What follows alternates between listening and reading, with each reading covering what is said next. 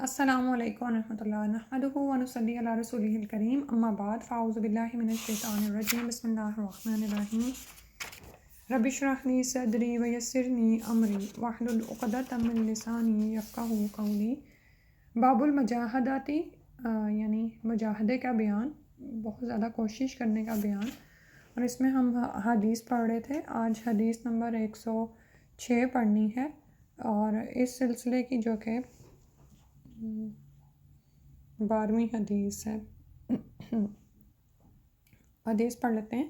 الثانی عشرہ ان ابی فراس ربیعۃ ابن کعب الاسلمی خادم رسول اللہ صلی اللہ علیہ وسلم ومن اہل الصفۃ رضی اللہ عنہ قال كنت ابیت مع رسول اللہ صلی اللہ علیہ وسلم فآتیہ بوضوئہ وحاجتہ فقال سلنی۔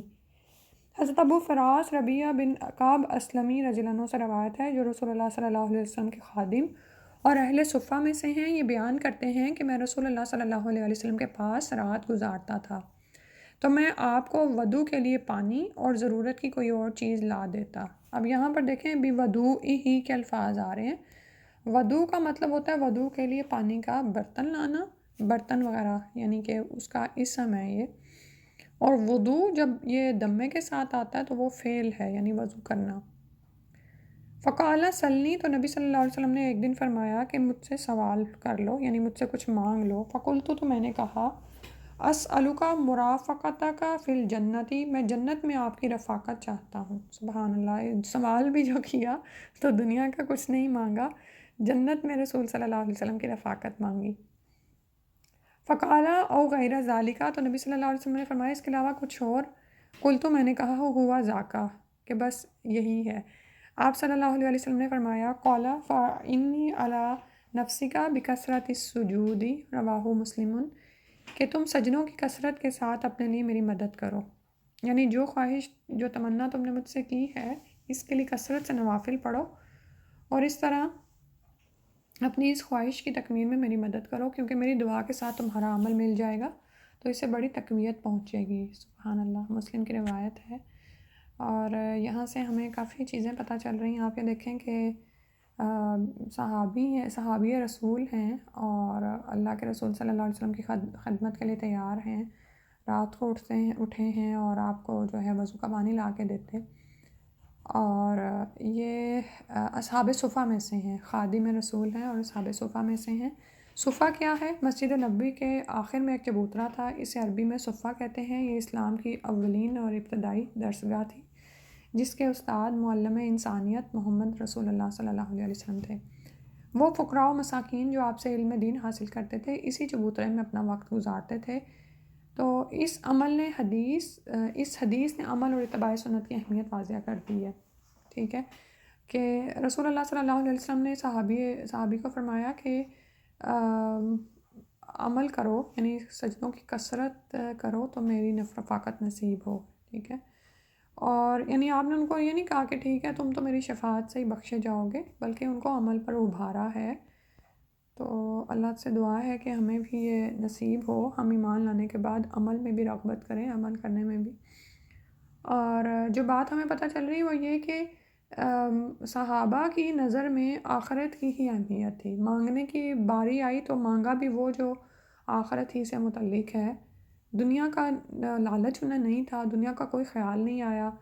کہ آپ یہ دیکھیں کہ ہم اگر سوچنے میں آئے نا کہ آج مجھ سے کوئی پوچھے کہ بتاؤ کیا مانگتے ہو، یعنی ہمارا مالک ہم سے دنیا میں جو بھی مالک ہمیں ہمارے اوپر ہوتا ہے وہ ہمیں کہے کہ اچھا، وہ ہم سے خوش ہو اور ہمیں کہے کہ بولو کیا مانگتے ہو، تو ہو سکتا ہے ہمیں کسی سوٹ کا خیال آئے، کسی جیولری کا، چلو سونا ہی لے لیں۔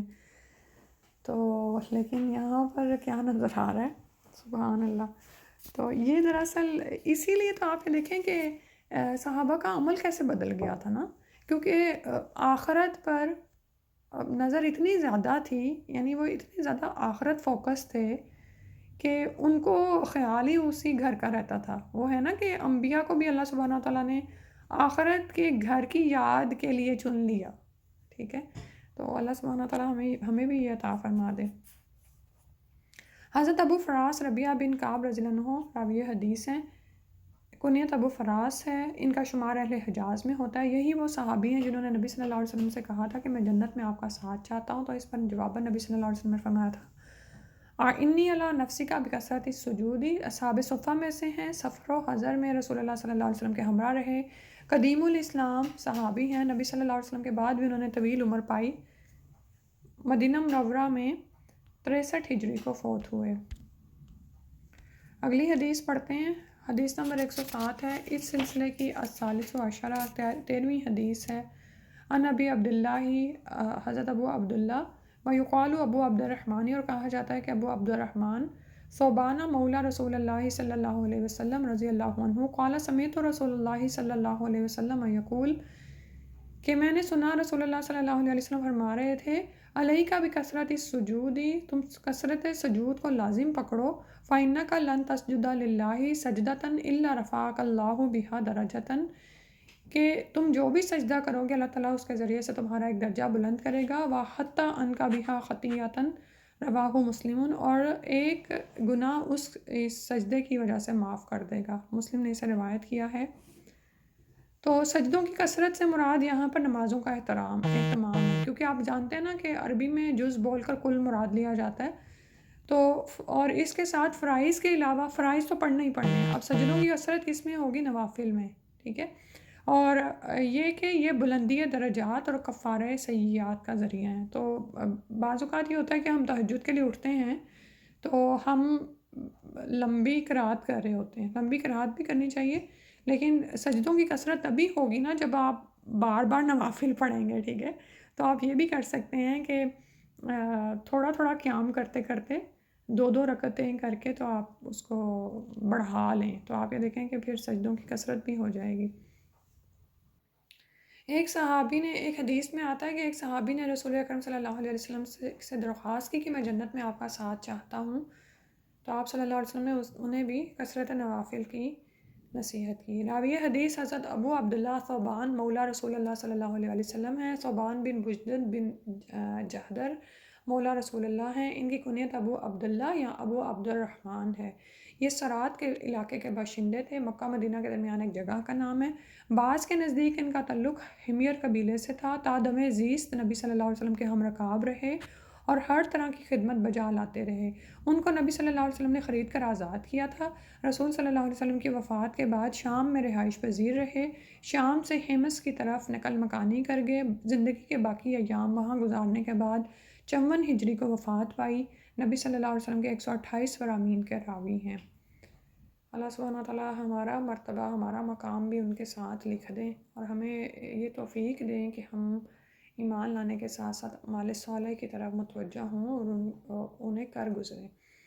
اس کے بعد حدیث نمبر 108 ہے، اس سلسلے کی الرابعہ عشرہ 14ویں حدیث ہے، نبی صفوان عبداللہ ابن بصرین الاسلمی رضی اللہ عنہ قال قال رسول اللہ صلی اللہ علیہ وسلم، حضرت ابو صفوان عبداللہ بن بصر اسلمی رضی اللہ عنہ سے روایت ہے، رسول اللہ صلی اللہ علیہ وسلم نے فرمایا، خیر الناس من طال عمرہ وحسن عملہ، رواہ ترمذی وقال حدیث حسن۔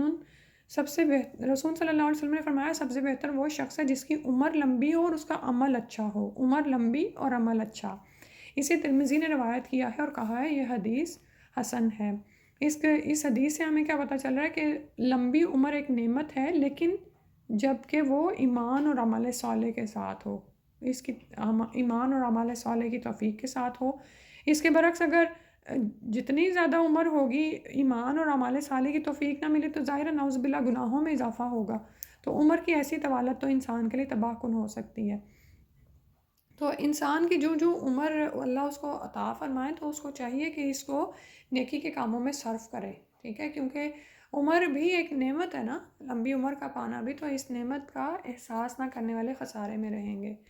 اس کے بعد بتایا کہ راوی حدیث اس حدیث حضرت ابو صفوان عبداللہ بن بصر رضی اللہ عنہ، عبداللہ بن بصر مازنی، خاندان مازن بن منصور بن اکرمہ سے ہیں، ان کی کنیت ابو صفوان اور بقول بعض ابو بصر ہے۔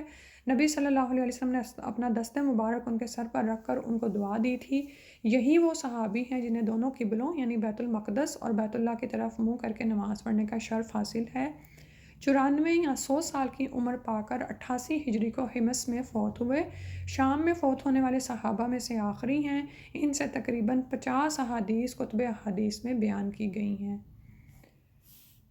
اللہ اکبر۔ اللہ سبحانہ وتعالی ہمیں دین کو سیکھنے کی، سکھانے کی اور اس پر عمل کرنے کی توفیق عطا فرما دیں۔ ہمیں اللہ سبحانہ وتعالی دین پر استقامت عطا فرمائیں، اور انشاءاللہ اگلی حدیث تھوڑی لمبی ہے، اگلی دفعہ ہم پڑھیں گے۔ جتنی پڑھی ہیں اللہ تعالیٰ سے دعا ہے کہ ہم اسی کو پھر سے پڑھیں، سنیں اور سمجھیں اور اسے آگے بھی پہنچائیں۔ جیسے کہ اللہ سبحانہ وتعالیٰ کے رسول صلی اللہ علیہ وسلم کی حدیث ہے، مفہوم اس کا یہ ہے کہ اللہ تعالیٰ اس شخص کے چہرے کو تازہ رکھے جو ہم سے کوئی بات سنے اور اسے آگے پہنچائے۔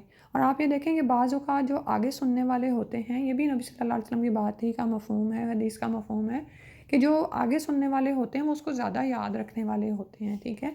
تو مجاہدہ ہے نا، جہاد، سخت کوشش، ہم چاہتے ہیں کہ ہم دین کی راہ میں سخت کوشش کریں، تو اپنی اپنی کیپیسٹی میں جو بھی کام ہم کر سکتے ہیں وہ کرتے رہیں، جڑے رہیں اس سے۔ اور آپ یہ دیکھیں کہ دین کا سیکھنا، سکھانا، ان کاموں کو ہم عام اور ہلکا نہ جانیں۔ آپ یہ دیکھیں کہ اس حدیث کی 11 منٹ کی کلاس لینے کے لیے ہم سارا کیسے سیٹ کر رہے ہوتے ہیں نا چیزیں، تو یہ سب کچھ اللہ کے ہاں لکھا جا رہا ہے، اللہ کے ہاں دعا ہے کہ قبول بھی ہو۔ تو جب بھی آپ اس کو سنیں اور اس پر ریفلیکشن بھیجیں تو یہ ساری باتیں اپنے ذہن میں دہراتے رہا کریں کہ یہ اللہ کے ہاں تو ذرا سی بھی نیکی، چھوٹا سا بھی کام رائیگاں نہیں جاتا، ٹھیک ہے۔ سبحانک اللہم و بحمدک، نشہد ان لا الہ الا انت، نستغفرک و نتوب الیک۔ السلام علیکم ورحمۃ اللہ۔